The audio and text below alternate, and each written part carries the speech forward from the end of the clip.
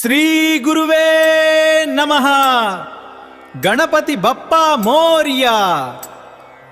అమ్మా అమ్మా అమ్మా. తల్లి తండ్రి కంటే దైవము లేదు అని మన పురాణాలు చెప్తున్నాయి.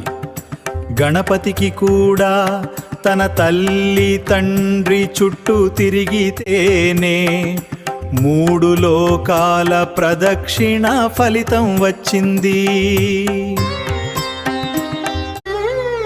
శ్రీ గురువే నమః. ఈ జగతిని సృష్టించిన ఆ పరాశక్తి ప్రతి ఇంట అమ్మగా అవతరించింది.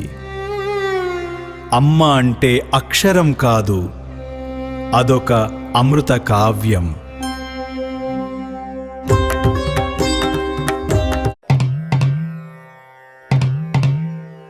వినండి వినండి, వినరా వివేకముతో ఈ మాతృగాథను.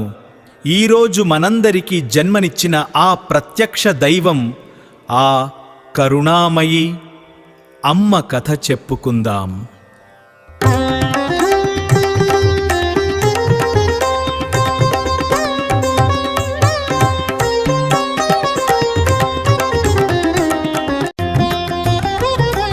అదితి దితి పృథ్వీ సరస్వతి గాయత్రి పార్వతి కౌసల్యా సుమిత్ర కైకేయి కుంతి గాంధారి సత్యవతి మేనక అనసూయ అరుంధతి మదాలస దేవకి యశోద రోహిణి సుభద్ర, ఎన్నో ఎన్నో మరెన్నో అమ్మల కథలు ఎలా వర్ణించేది, ఎలా వివరించేది.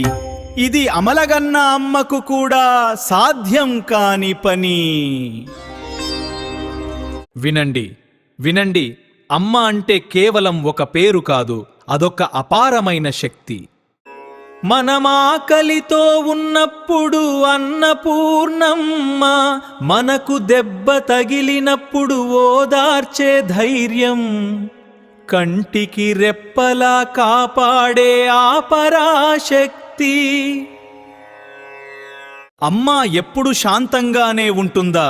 లేదు. తప్పు చేస్తే కన్నెర్ర చేసే కాళికాదేవి కూడా ఆమె. మనం దారి తప్పినప్పుడు గద్దించే గురువు ఆమె. సోమరితనంగా ఉంటే మందలించే అధికారి ఆమె. ఆ కోపం వెనుక ఉన్నది మన మీద ద్వేషం కాదు, మన అభివృద్ధి పట్ల ఉన్న ఆవేదన. తందన తందన తానా, తందన తానా.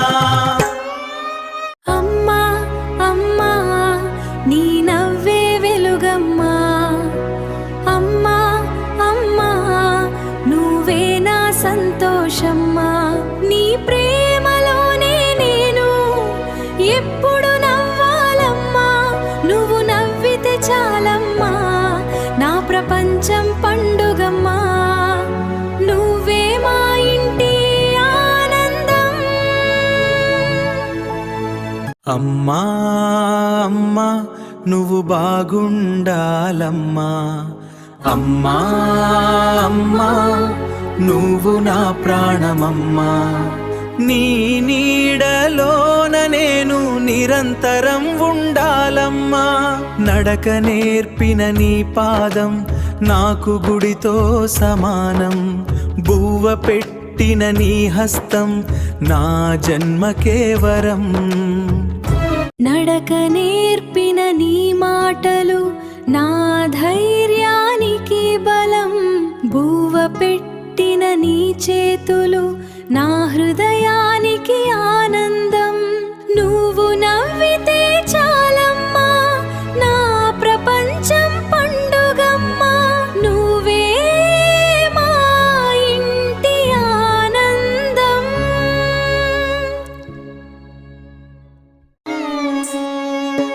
వినండి వినండి, అమ్మ అమ్మ అమ్మ. ఆమెను గౌరవించడం, నవ్వించడం మనకి చిన్న పని కావచ్చుగాని ఆ అమ్మ హృదయానికి అది పెద్ద సంతోషం. అందరం బాగుండాలి, ఆ ఆనందంలో మా అమ్మ కూడా ఉండాలి. అందరి ముఖాల్లో నవ్వులు ఉండాలి, ఆ నవ్వుల కారణం అమ్మ కావాలి. తందనాన భళ తందనాన తాని తందనాన భళ తందనాన.